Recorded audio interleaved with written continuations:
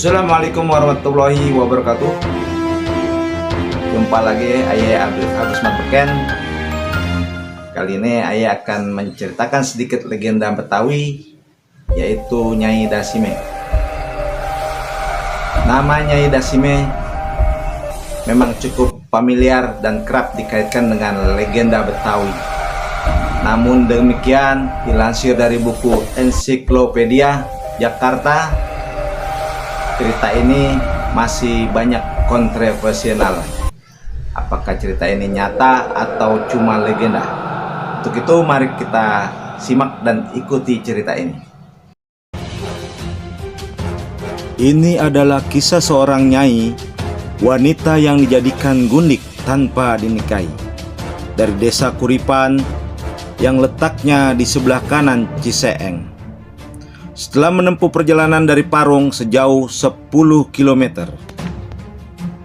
Kisah Nyai Dasima tadi di masa pemerintahan Inggris di Batavia tahun 1811 sampai tahun 1816. Nyai Dasima adalah seorang gadis cantik dan bahenol yang akhirnya jadi istri simpanan Tuan Edward William, salah seorang kepercayaan Letnan Gubernur Sir Thomas Raffles. Walaupun Dasima diperlakukan dengan baik oleh tuannya, tetapi dia rela dijadikan sebagai istri kedua Samiun, tukang sado dari Kuitang. Nyai Dasima meninggalkan Tuan Edward dan putrinya karena diguna-guna Samiun melalui juru tenung bernama Mak Buyung.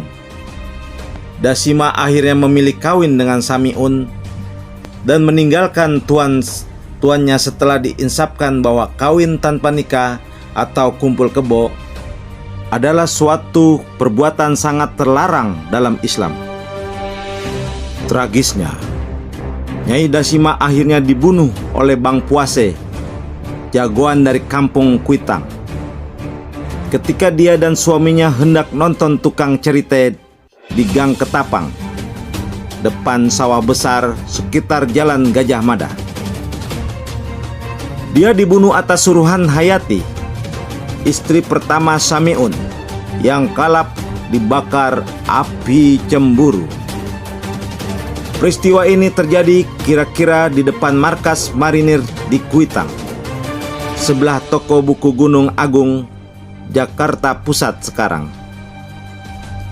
Namun dari sumber lain diceritakan jika Bang Puase justru disuruh oleh Samiun untuk membunuh Nyai Dasime. Saat itu Nyai Dasime sadar jika dirinya telah dipermainkan oleh Samiun. Melihat sikap Nyai Dasime yang sudah sadar, kemudian Samiun bertekad menghabisi nyawa Nyai Dasime dengan cara membayar Bang Puase.